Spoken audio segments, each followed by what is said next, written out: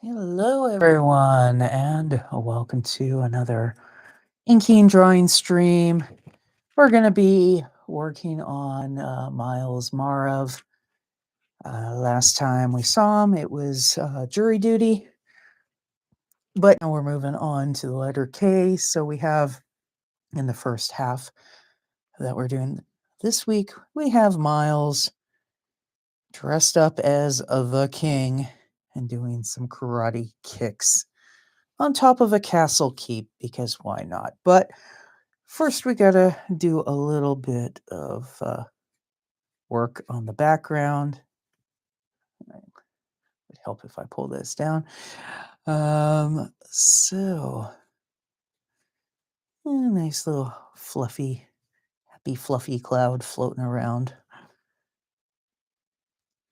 And as for the edges of it, well, you know what Bob Ross says, no mistakes, just happy accidents. So there we go. I'm just going to kind of rough it in now because I want to spend most of the time getting right into drawing Myles. And by then, as things dry, we can come back up. But it's a sunshiny kind of a day with just a couple little clouds in the background. So, you know, we can come back to a lot of those details. A hill in the far distance that would have a few trees on it. That's why it's all kind of jagged looking. Pointing down at Miles's ear, but that is again sort of in the distance. And some trees a lot closer. They look like they're a little bit windswept.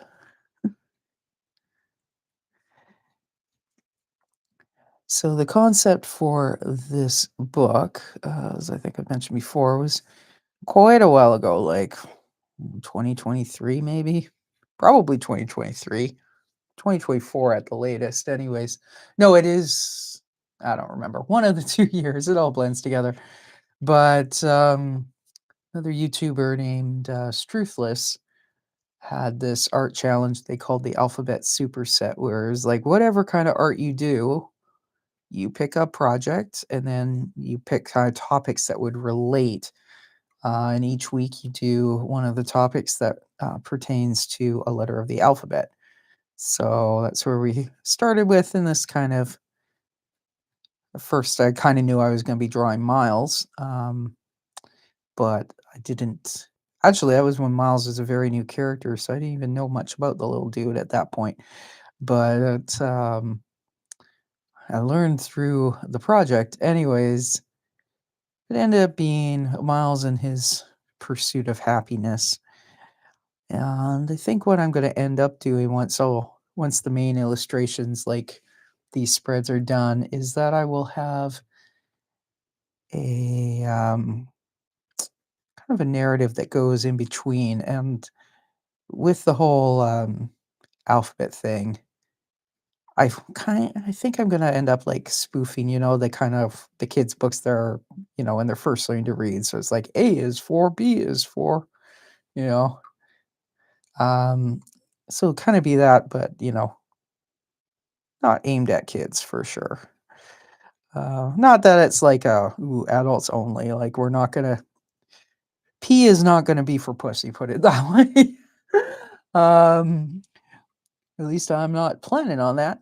But Miles is still kind of, he's a grown up. He does grown up stuff. And, one of the halves of I was for income tax season, which is Miles's favorite time of the year because he is an accountant. So, you know, he gets to charge, is it $98 or 90 something, $100 for a tax return. So he will be playing It's the Most Wonderful Time of the Year in his office at Maarav Money Management, or Maarav Money Services, I think is what the business is called. Um, well, he has a whole bunch of people lined up waiting to get their taxes done. Don't know if the people out in the waiting room are gonna agree with this whole most wonderful time of the year shtick, but, they don't like it, they can do their own taxes, right?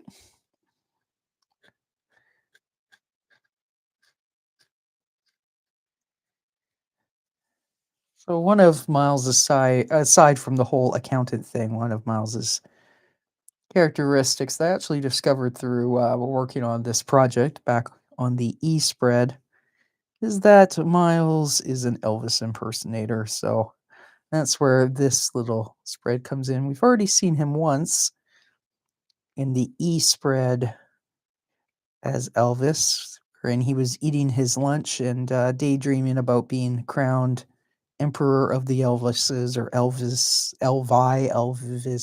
whatever the plural for Elvis impersonators is. Um, and crowned Emperor of the Elvises in Egypt. And now we've got him again, dressed up as the king. And, you know, actually had a recent Noah's Archipelago plot line wherein Miles and Ricky, one of my other characters, my other rodent characters, Ricky B, the rock and roll rat, were called upon by Ursula, Noah's daughter in Noah's Archipelago, to help with her homework. And she decided that the way that she wanted to improve the world would be to replace the school cafeteria with a Chuck E. Cheese, but we're calling it Cheesy Rat. So I've done some of my Tuesday brainstorming streams had to do with that, and that's currently the plot that's going on in Noah's Archipelago, where Ursula is giving her speech to her classmates about this idea. Um, anyways, in that, we had Miles driving up when she goes to consult with Ricky because we're calling the Chuck E. Cheese ripoff Cheesy Rats. So, who else would Ursula ask but her pal Ricky because he's a rat and he loves cheese. And then Miles drove up in his. Miles, by the way, he's half rat, but he's also half mouse. Originally, he was supposed to be a totally separate sort of IP than Ricky. But then I kind of realized it would be a little bit weird to have one comic universe with a rat character and another with a mouse character, and they never interacted. So I brought them together. Um, and then I had to think of ways that they would um, all interact because I found out that actually rats eat mice. Which I did not know beforehand. And it's kind of like, well, when they're humanoid, that's kind of a horrifying thing to depict, right? So the way that I dealt with that is not, you know, the rats eating the mice, but rather that the young thugs of Ratsville go and drive over to Mouston and on a Friday night get when they're hammered and beat the crap out of random mice. And then so you have that kind of a bullying sort of um, thing going on. And speaking of bullying, you can tell Miles has a little bit of that in his personality. Um, as I said, he is half and half. And the story and also how he relates to Ricky is Miles is the cousin of Ricky's girlfriend, the baby.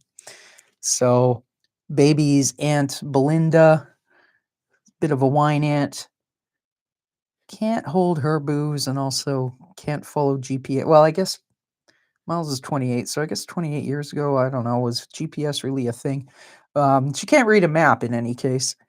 So, anyways, one fine St. Patty's Day, Belinda got plastered and decided to drive, and the next thing she knows, she woke up the next morning next to a mouse dude. And later found herself pregnant. Anyways, so Miles was raised by his father because when you think of the size differential between rats and mice and the whole bullying thing, it was determined that it would be better for him to be raised with the mice so he would be the big bully rather than if he was raised with the rats, where, you know, it wasn't going to go that way. And yeah, yeah, what else? Also, Miles is kind of a spoiled rich kid. His dad, well, at the time that Miles was conceived, his dad was a used car salesman who was working on becoming the dealership manager. And now, 28 years later, Crazy Larry has a whole empire of car dealerships in Moston. So Miles is a spoiled rich kid, but, which I guess gives him a certain, possibly unearned sense of confidence. Anyways, where I was going with mentioning Miles's history is we had where he drives up in his Maserati, and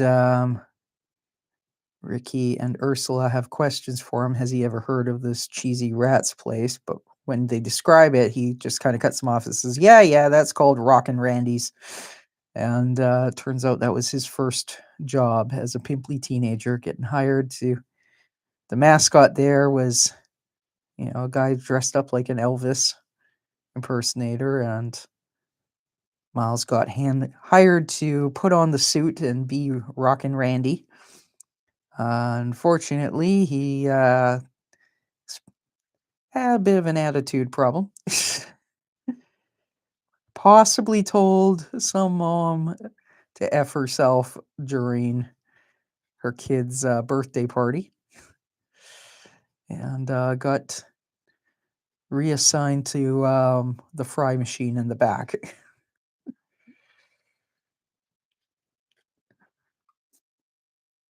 And then he got his dad to buy that franchise for his brother Mark to run. And they demoted the boss who demoted Miles to the fry machine so that he would have to kind of, oops, accidentally giving Miles camel toe, which is not the intention here, but trying to give some shadow. Uh, anyways, somewhere I've seen photos of Elvis Presley doing like karate kicks and stuff like that because I guess karate was kind of a trendy thing in the 70s. Um, I have a feeling I'm going to be fixing some of this in Photoshop, but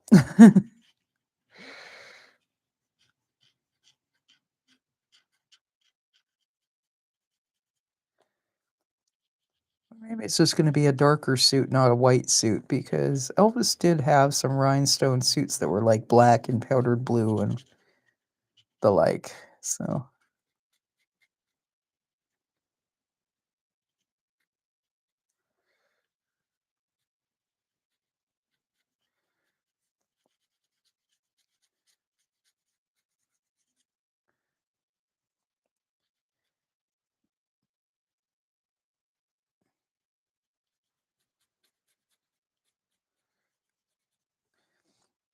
and as for this, well, what Miles is kicking, we will see next week when we do the second half of this spread.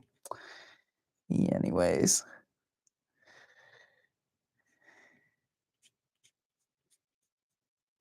so I think it was the first short story that I wrote um, that involved both Miles and Ricky. Is called Christmas in Ratsville, and wherein Miles goes and spends Christmas at his mom's in Ratsville instead of, because in the story Miles now lives in Ratsville. He set up his accountancy office there, And to a certain extent, that might be because he figures rats are kind of dumb, and therefore rat accountants are useless, therefore good business opportunity. But there might be other reasons why he decided to move away from most, and it's only like an hour's drive though, so he still he still spends a lot of time over in Mouston in this short stories. So, um, anyways, I wrote two versions of that story. One is narrated by Ricky, which is kind of the usual for the Ricky B. Rat stories, and the other is narrated by Myles.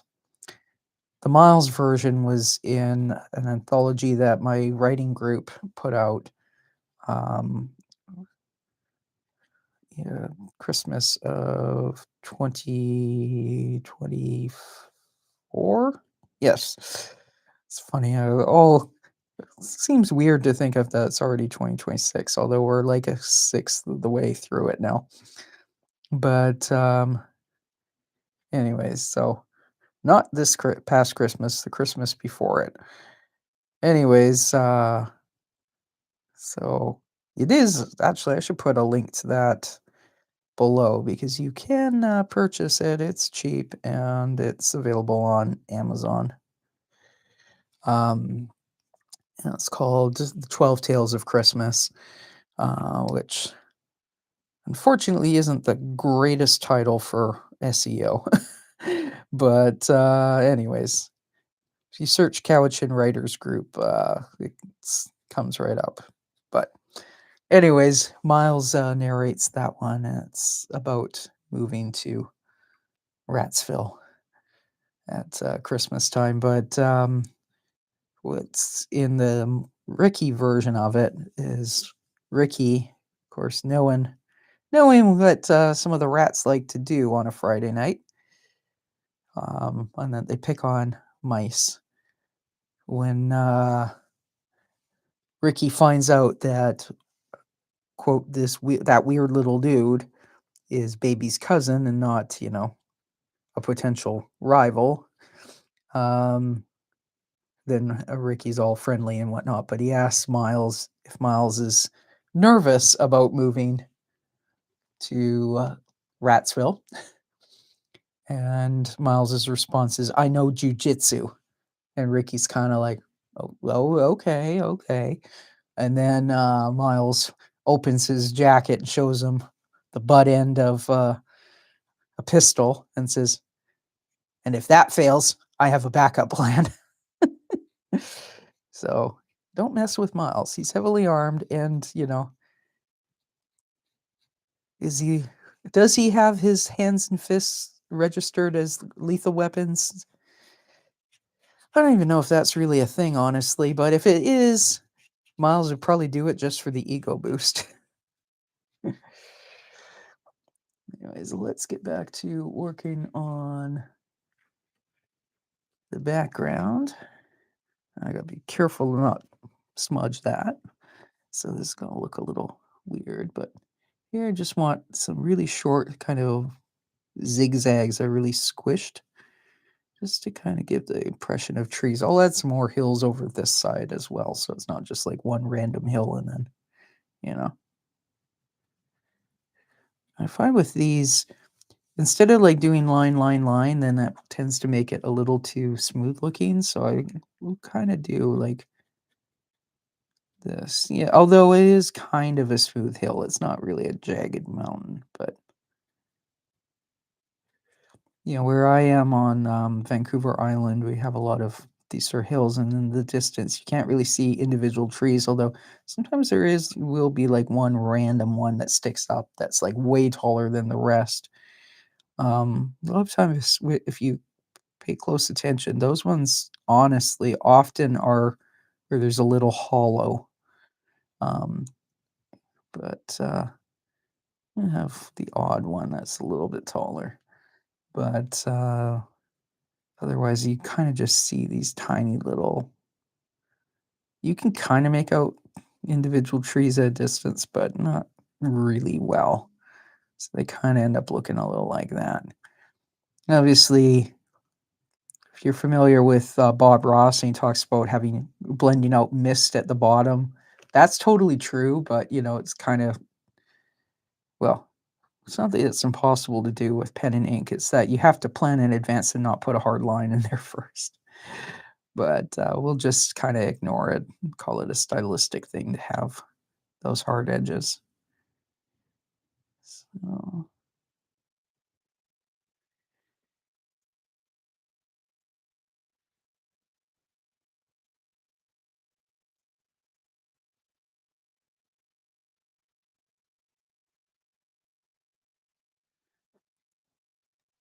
I suppose we kinda have a bit of an impossible angle here because we don't see normally, if you're that high I guess what I'm saying is you're kinda looking up at Miles this way because we don't really see the back end of, what's on the other side of the castle wall, right?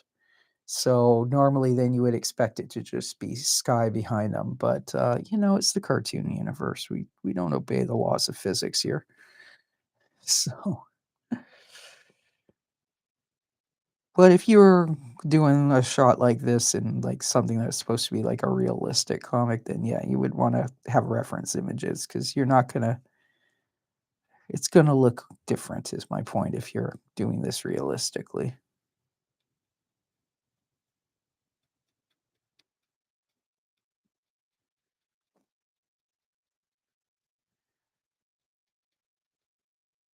See, by doing the fairy lines, you kinda get waves developing um, in that hill, which gives a sense of the actual lay of the land there.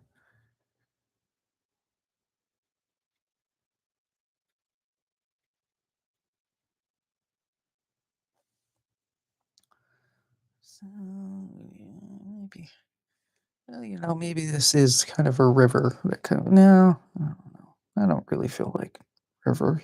There might be one here, put it that way. Kind of thinking more like rolling hills.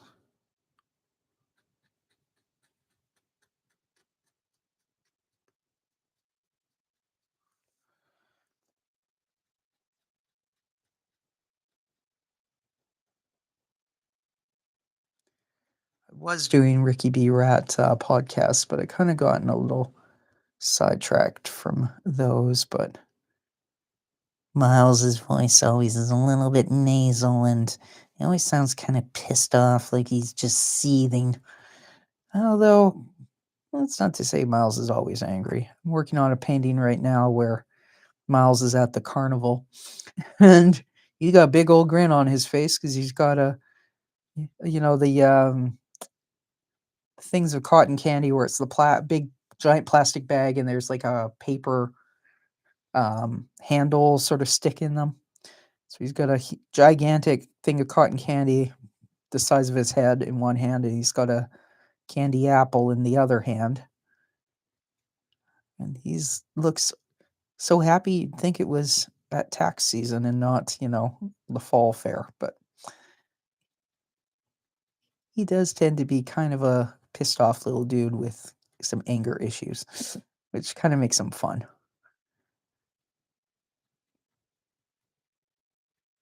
It's always fun to have one character who's a little bit flying off the handle. You need a little bit of conflict to get your stories going and whatnot.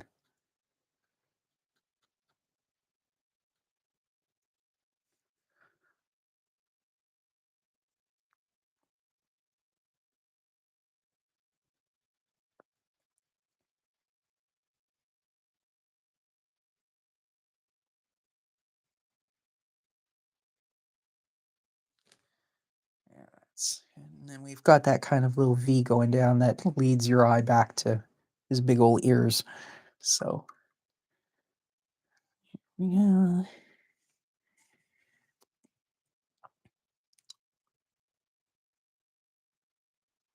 I have, bit of like a stone wall or something, but yeah, at this distance, would you really see? You probably wouldn't really see individual stones. So I make it like a bit of a heavier line.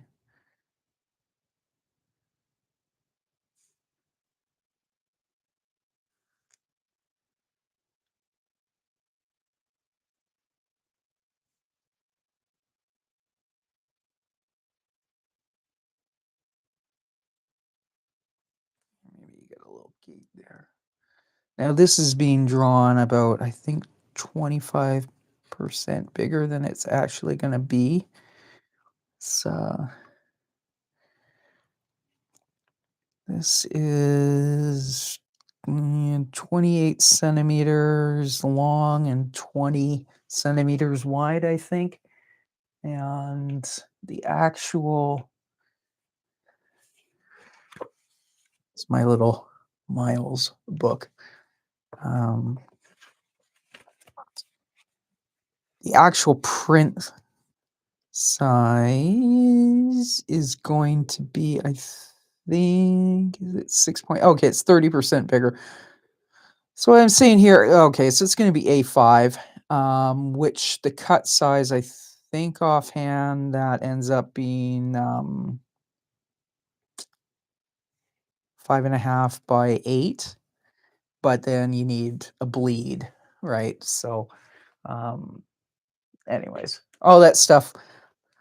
I have had some people who are amazed, like, well, wouldn't you just like do the book first? It's like, yeah, but if you're doing a graphic novel, I mean, you have to, depends, right? If you're, some people do graphic novels where every frame is the same size, like a square, and then they just put however many squares on the page. Which the advantage of doing it that way is then you can have where the squares are going to print like that size, but you draw them this big, and then you do have to be careful because like if it was that, like some of the detail would just vanish, right?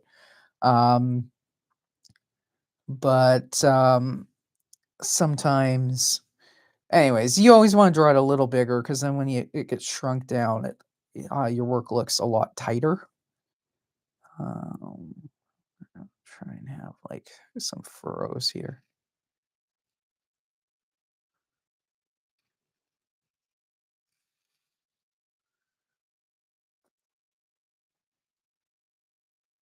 Thinking like I like to watch what's her name? Catherine Kay. Her main channel is Catnip. Or that's her business channel, but she's in Yorkshire.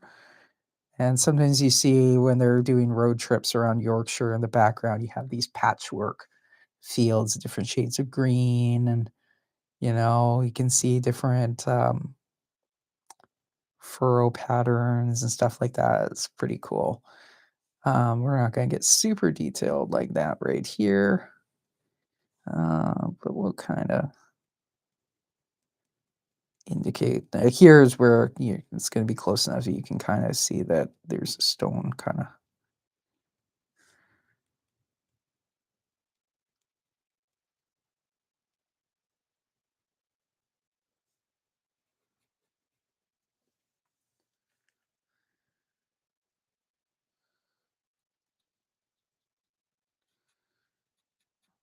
Start having some like squiggles indicating some shrubbery.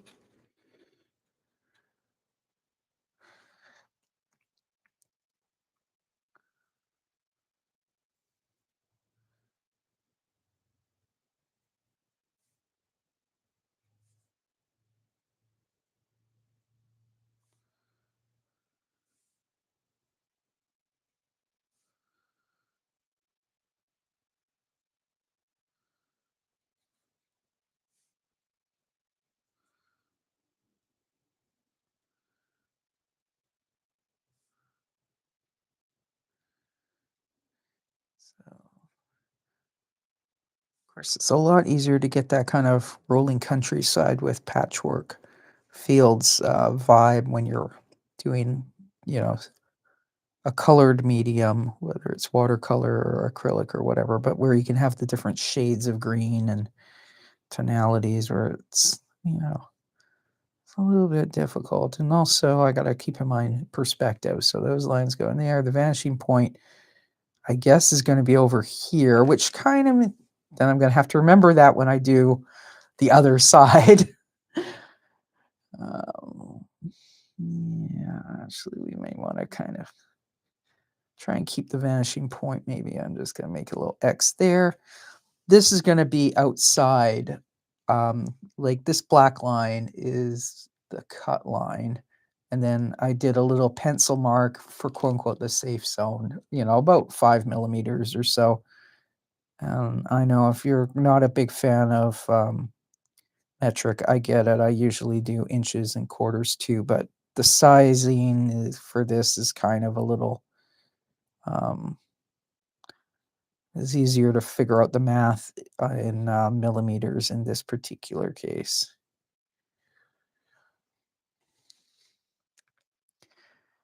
Of course, the ground's a little uneven, so anyways, whatever. Um,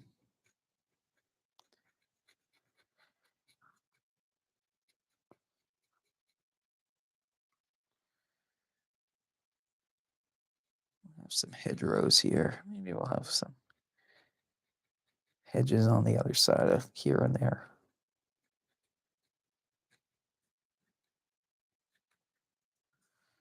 I do need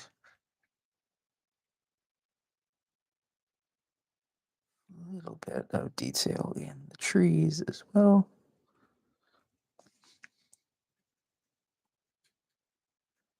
And I would think some shadows on the ground would be appropriate too.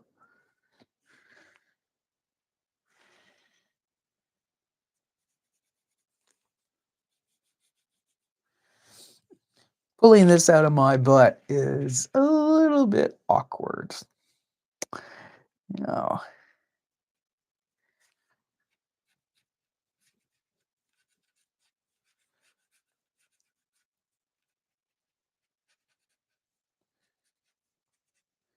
I do normally. I mean, this is a place where like reference imagery can be very, very helpful.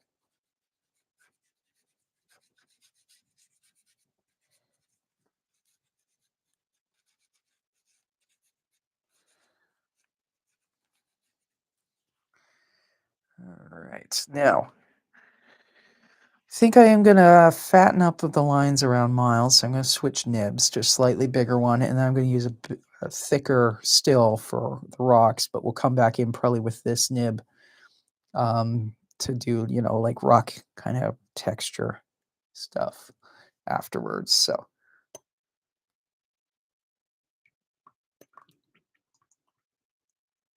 I think on a recent stream I was talking about back here, I have usually little plastic containers, like little yogurt um, tubs or whatever. I was complaining that they were a little unstable. Well, I was at Home Sense, which is our version of TJ Maxx or Home Goods, and I saw like these little glass bowls, and they were, 4 pack, relatively cheap. And I was like, those are heavy and they will not tip over. I was like, this is sort of like so extra for ink. I mean, I could, mind you, I can also, excuse me, I could throw them in the dishwasher too to clean them afterwards. But it's like, this is kind of extravagant to be doing this for like my flushing the ink crud um, out of my nibs thing. But yeah, why not? As long as I don't drop them, I'll have them. They will last a lot longer than the crappy old ones, and they were the exact perfect size and weight and depth. So, yeah, anyways, so I'm being all bougie with like pink glass bowls for my washing little bowls. Some days the nib just doesn't want to come out. There.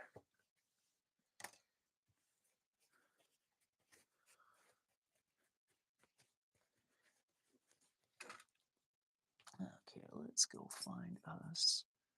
Yeah, not A hard time knowing if this is gonna like focus properly. But that is definitely a thicker line. Yeah, grab a couple options for outlining the castle bricks after too.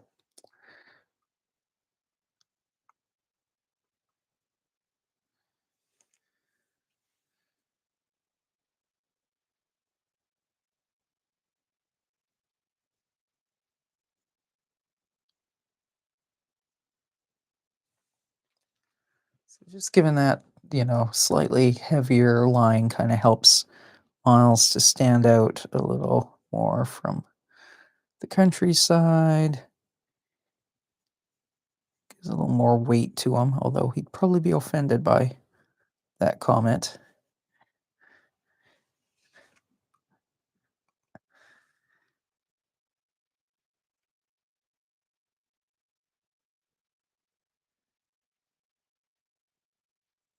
Here, go fatten up his whiskers.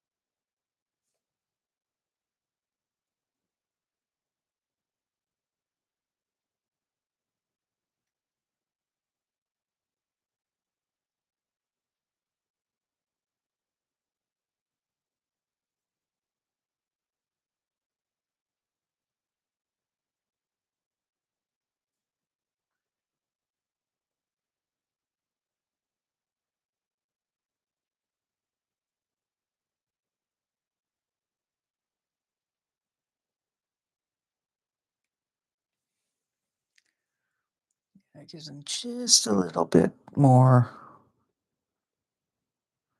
presence.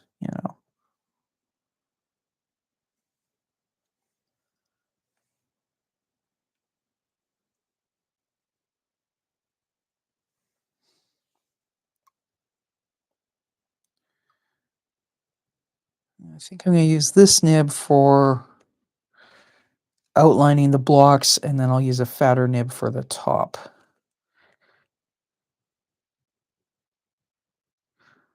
I'm not going to worry about having things too, like precise, because this is obviously it's stone blocks, right? So there's going to be some mortar in between them, right?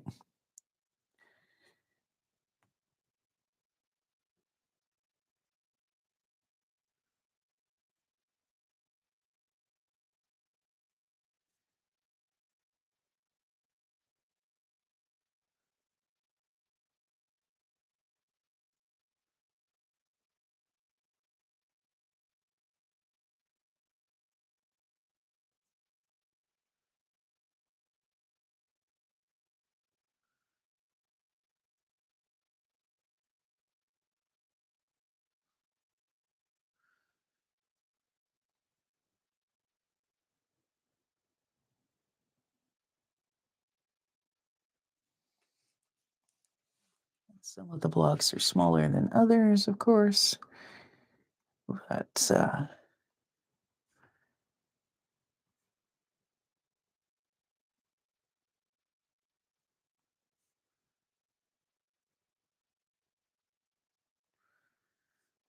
of debating when I decided to do call or kind of go with the whole king thing. It also references,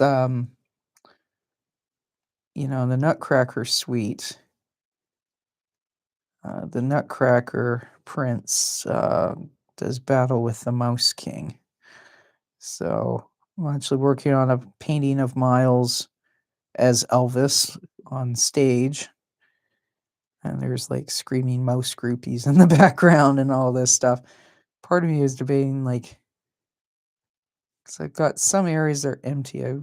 I don't probably wouldn't actually, like, paint this with, like, a brush, but when get around to doing, like, the paint pen work after the main painting's done, I may draw in, like, kind of tone on tone, almost like ghostly ballerinas or whatnot to kinda reference, the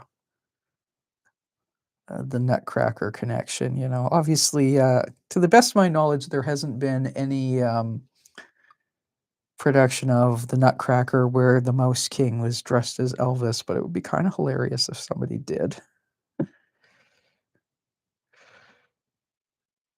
It's actually a video I watched a while back that was kind of fun. It was the girls from Ballet Rain, Jordan and Eden, and they were ranking different ballet companies' Mouse King costumes. It was kind of a fun watch.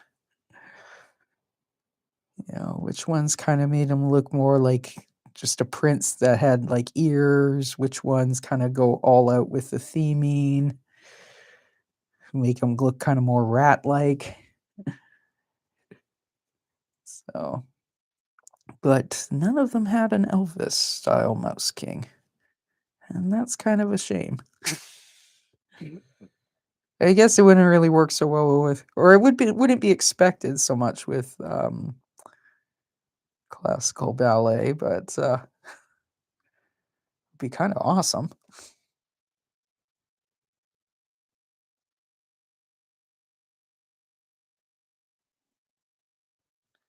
I guess if you wanted to go super dark, you would then say that the, um, the Nutcracker I think the way it usually goes is, the girl Clara is watching this battle and, like, she throws her shoe at the Mouse King, and then that distracts, him, and then the Nutcracker is able to kind of have his sword out and, like, kill the Mouse King, and then the other mice scurry away or whatnot, so, I guess if you wanted to go dark, you would have, the Nutcracker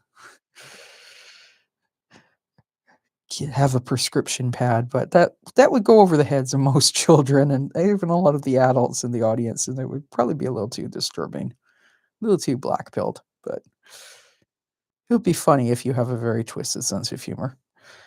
I think, the New York City Ballet, what they have is they have, weapons where it's like, um, the Nutcracker Army have cannons, but what gets fired out of the cannons are, like, wedges of cheese. This is, obviously a more kinda, family, kid-friendly kind of approach. Um, and some of the other companies, the Mouse King is a lot more scary, like, monstery kind of, vibe, but anyways, I'm just saying it's kind of a lost opportunity that none of them have the Mouse King wearing, like, a white spandex suit with rhinestones.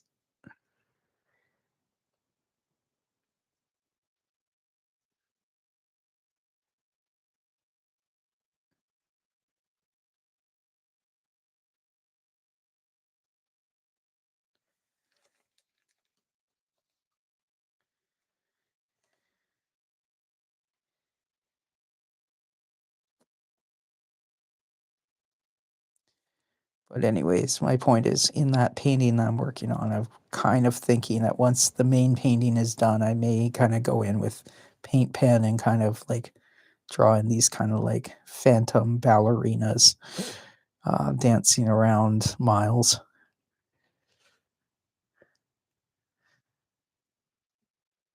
because the title of it is going to be Miles the Half Mouse King.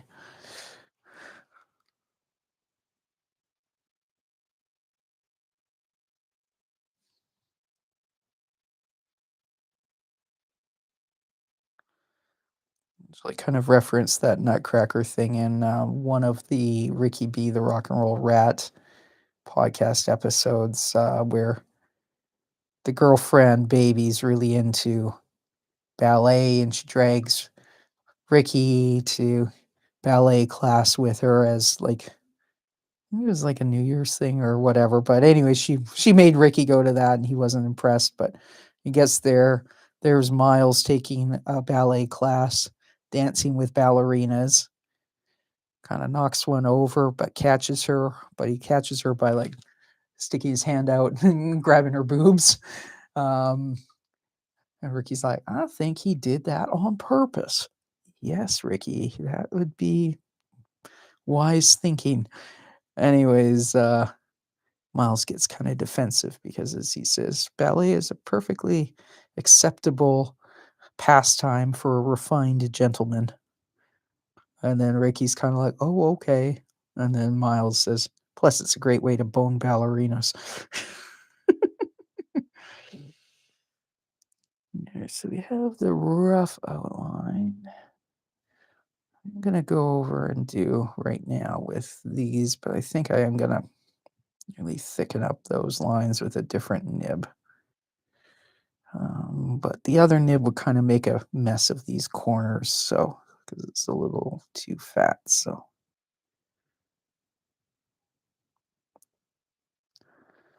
do this first.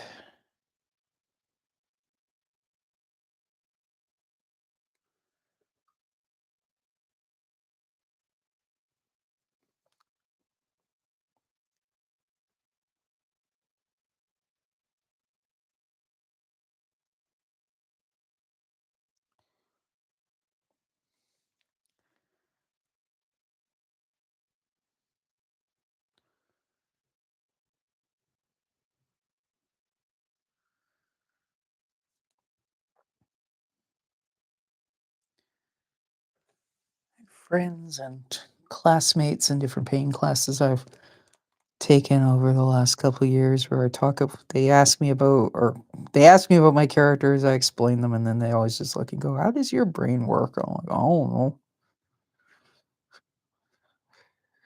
I guess association, you know?" Stuff like I got on a kick about listening to the music for the Nutcracker a couple years ago.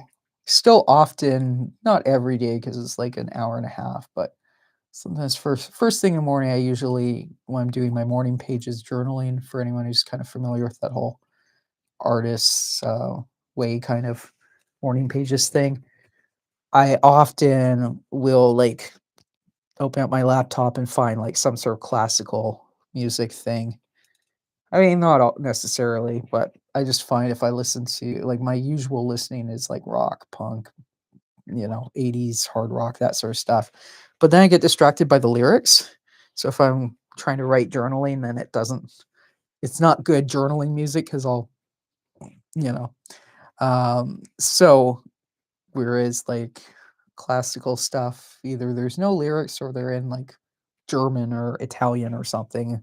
So it's something to have on in the background. But I kind of got on a kick where what I was listening to in the mornings for quite a while would be starting going through at least part of the Nutcracker music every morning. So, and then I think the music actually came first because I was looking for Dance of the Sugar Plum Fairies, and then from there started looking for which one of these has a one fatter, but not.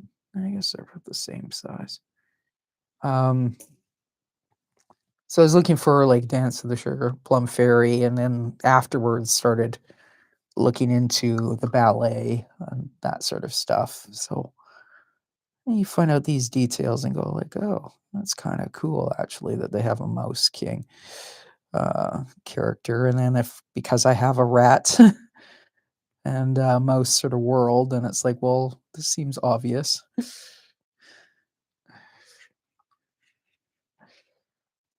But, I get why it would seem kind of weird and random otherwise.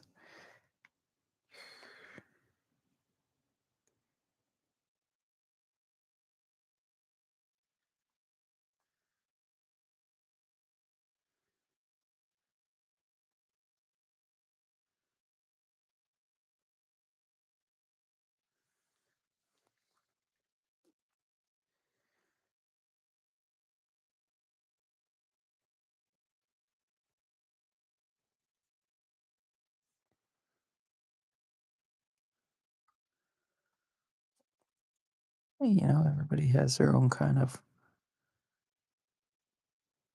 I was gonna say, kind of like a visual library, mental visual library, stuff that goes through their head, right? So gets combined in all sorts of fashions.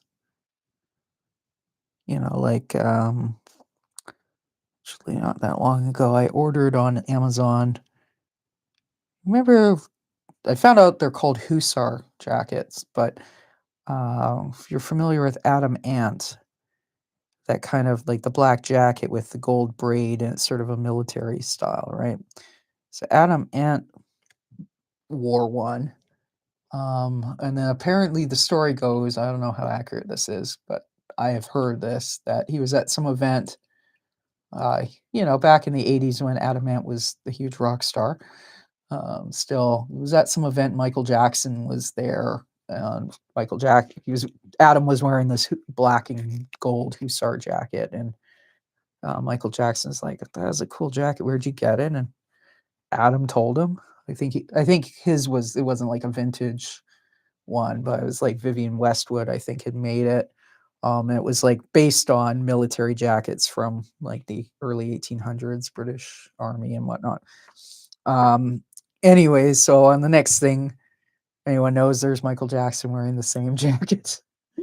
So, anyways, um, but it's also similar to, or it's a variation on the kind of like marching band jackets are kind of based on that similar look and whatnot. And then um, I posted a cartoon I did of Noah.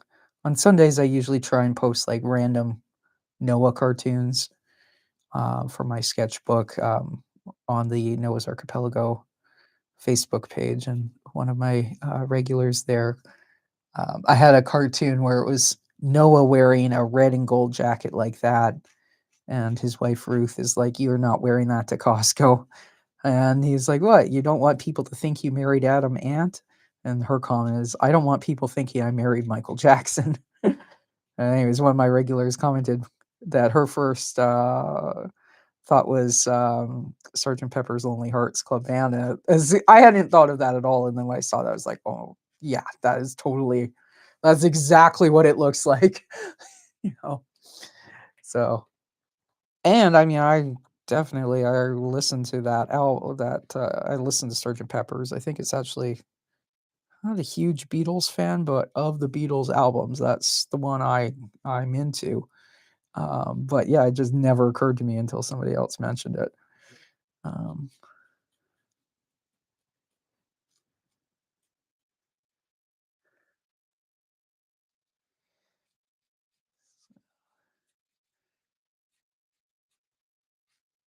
which I guess also kind of sparked me going like, well,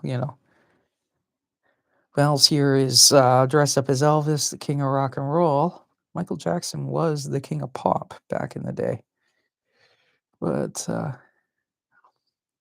somehow I don't know, I can't envision Miles wearing a Hussar style jacket with the gold braid and whatnot. Noah definitely, like Noah would totally rock something like that because Noah's all into like costuming and that sort of stuff. Miles, the Elvis stuff is kind of the only costumey stuff he does, and then kind of gets annoyed if people catch him doing it though. Although he is, I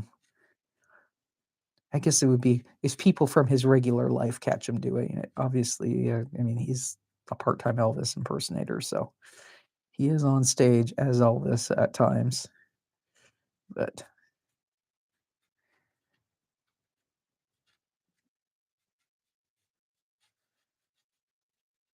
probably one of those things where he likes doing it, but he doesn't want people to know that he likes doing it. So if he got caught, he would just insist that, making that pretending to be Elvis is big business or something like that, which I'm sure it probably isn't. Some Elvis impersonators make really good money, but I think most of them don't. But this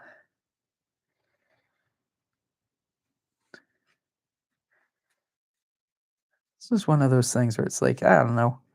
Miles's Elvis impersonator just seemed to be correct when I came up with it. Whereas like Noah sings in tribute bands. That's part of the character design. You, including singing in like a Bon Jovi tribute band and a U2 tribute band and a Creed tribute band, and he likes wearing all sorts of weird costumes and stuff, and that's part of the comic thing. But did have one plot for Noah's Archipelago, sort of, where he was um, trying to get a foot in the door on Elvis impersonating, and then there was another local Elvis impersonator who kind of got pissed off that Noah was moving in on his turf, but and we haven't really heard much about it since. But it kind of doesn't really seem like the right fit for Noah. Although I'm sure he would be singing Elvis songs at different gigs, because Noah has a wedding band and a cover band, and so I'm sure he sings "Love Me Tender" at his wedding gigs. But he just doesn't seem like a actual Elvis impersonator. Whereas something about Miles just seems like, yes, that is something he does.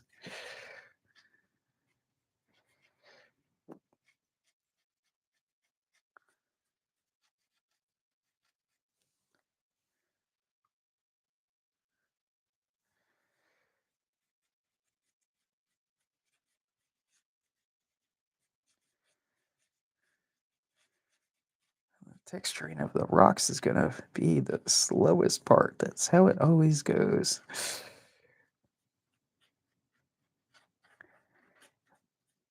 And that's what's gonna make it kind of really pop.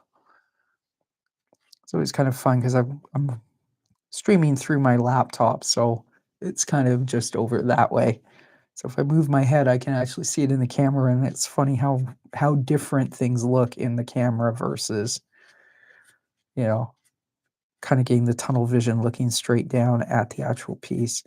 But then I think the camera is probably in, I mean, it's not so much accurate, it's not the right way to put it, but because this will eventually be scanned, maybe I guess it's kind of like the way the camera sees the piece is a little different than the way I would. So it's kind of a neat monitoring to look up and sort of see, well, how does it look in the camera?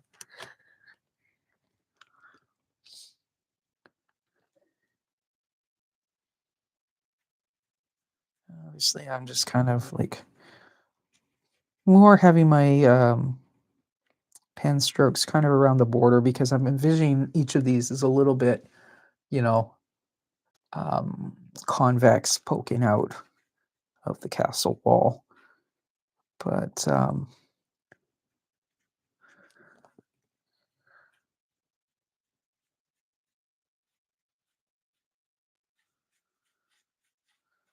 not going like crazy detailed. I mean, if these are granite, then they would be speckled if you got really close, but you're not close enough to really see that. Um, it just puts a little bit of tonality into it or something.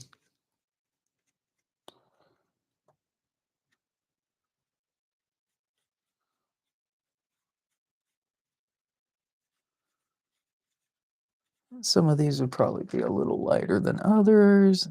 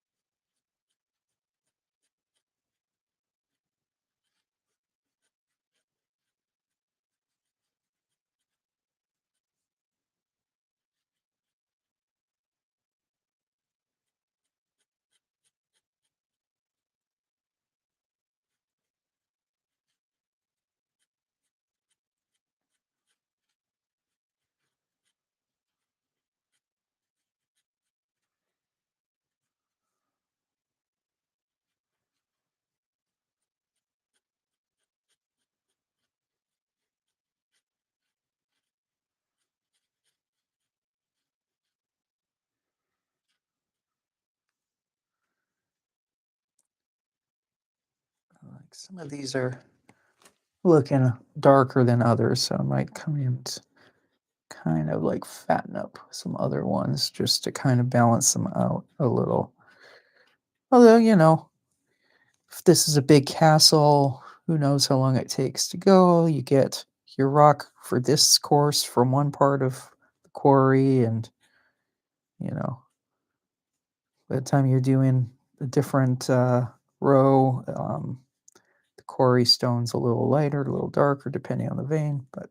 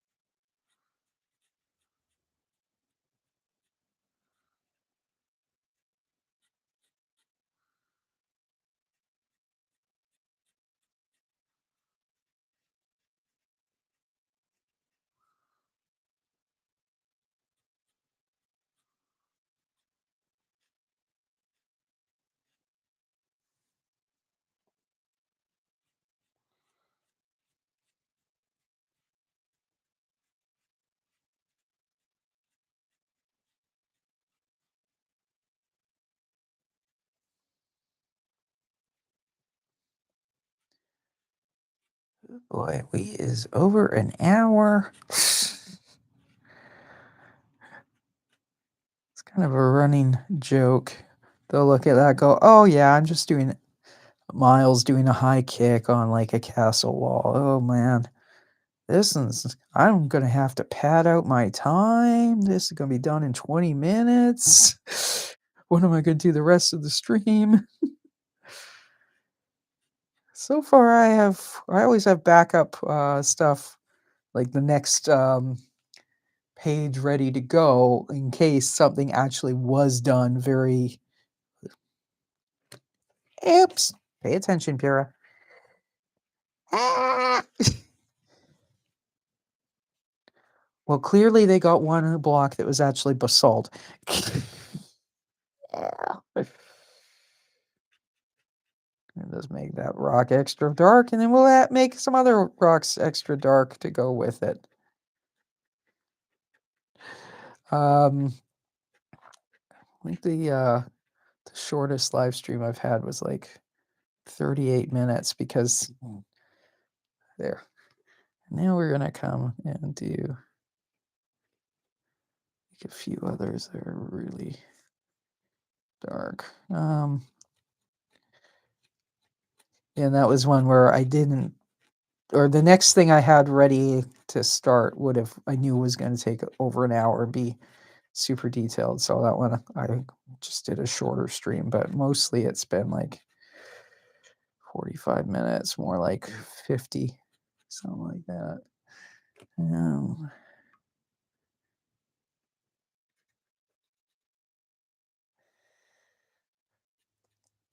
Remember what Bob Ross said, there's no mistakes. There's just happy accidents. The happy accident is they have some black rocks in the middle here.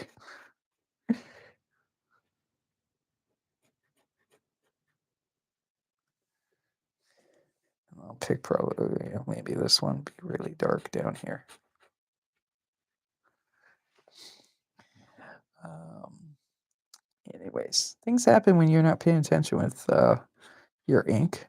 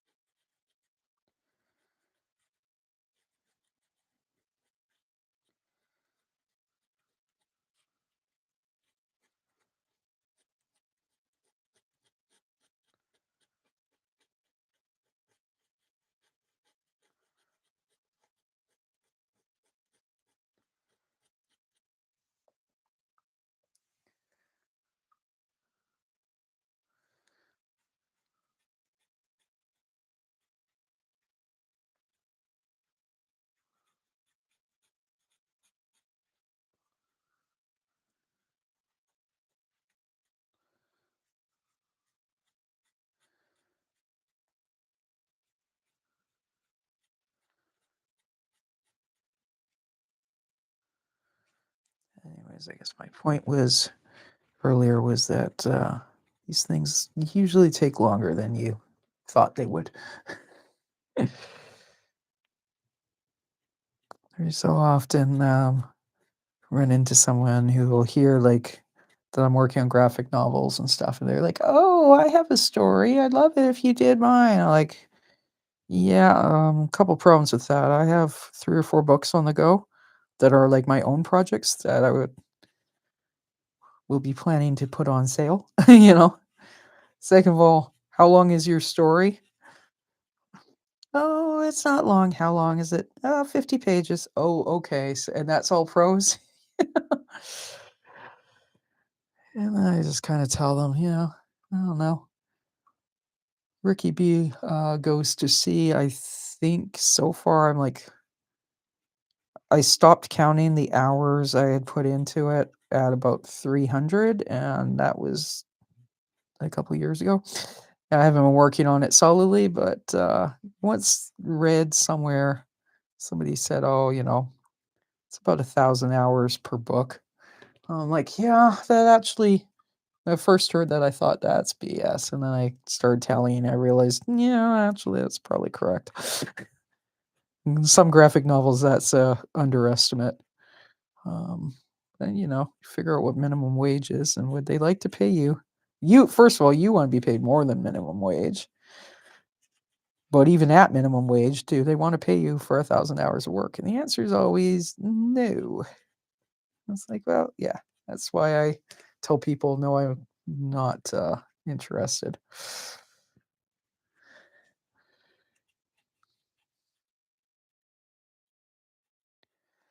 I think the Noah's Archipelago anthology is already at 1,000 hours.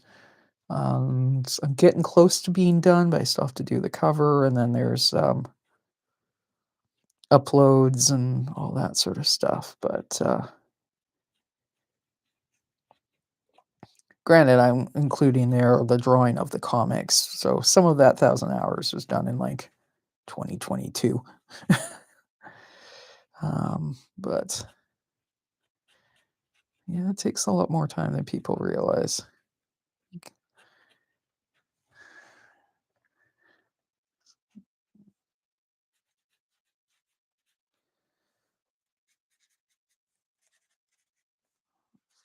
Kind of bring in some of that texture there. We are almost done, but not quite.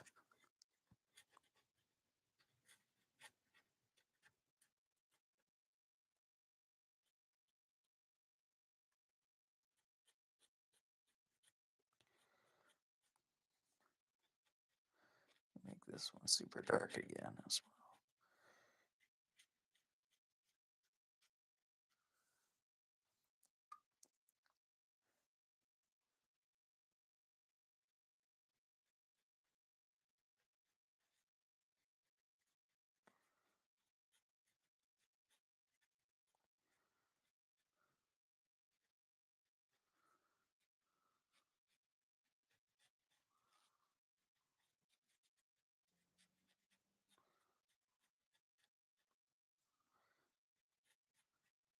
There we go. Woohoo!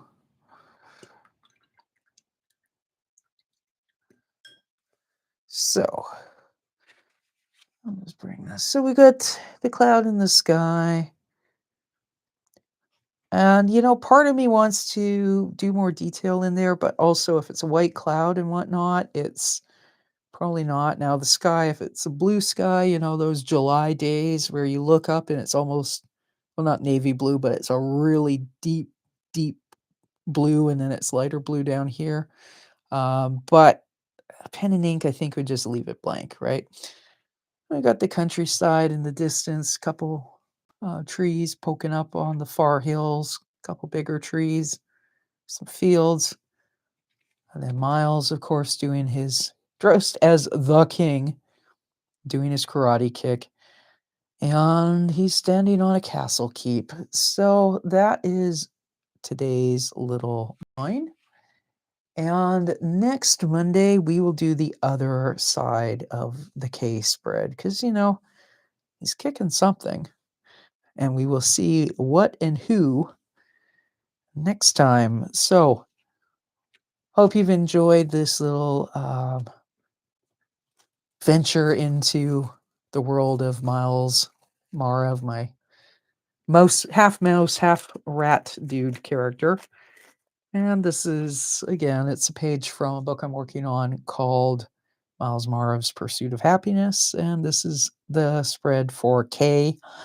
And yeah, we will keep at it. Next Monday, another page from this book. Tomorrow, I will be here at the same time, 6 p.m. Pacific. And it'll be one of those brainstorming streams. What am I going to be drawing? I have no idea. It's going to involve Ursula. It's going to involve Ricky. It might involve Myles. It'll probably involve Myles. Last week I did some quick and dirty sketches of them at the circus. Before that, I was working on that whole cheesy rats kind of thing. So we'll see. I have no idea. In other words, I'm not prepared.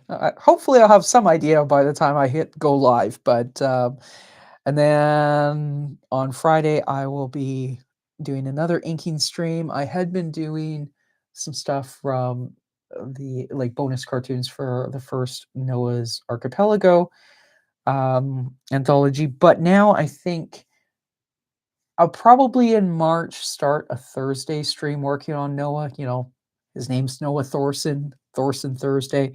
But and that'll be then. What I'm going to start working on is pages for the Ricky book, Ricky B Goes to Sea. So we will be inking, I think in the description, because I set up the stream already, I think I said the frontispiece. So that's an illustration that goes on the front across from the title page. Ricky B Goes to Sea is a very silly book, so I decided it would become even sillier and funnier if I took aspects out of serious literature, like frontispieces and anyways, we'll see. But I'm gonna start. I have inked pages randomly throughout the book, and they are in my shorts feed. Um, but I think what we're gonna start doing, because I want to get that book finished this year, and I've been lagging, is on Friday night streams, I'm going to start from the very front and one page per stream, go through and ink from the front. Off stream on other days, off camera, I'll work from the back. But somewhere in the middle, when the book is done, then, well, don't worry. I have 3 or 4 other graphic novels where I have outlines. So we'll just move on to another one when the Ricky book is done and ready. But those are the plans. So, like I said, here is, if I pull this up too high, it probably doesn't focus. So, anyways, there's Myles doing his karate kicks. And yeah, I hope you've enjoyed the stream, and we will see you next time. Bye for now. Here is the button. There we go. And stream and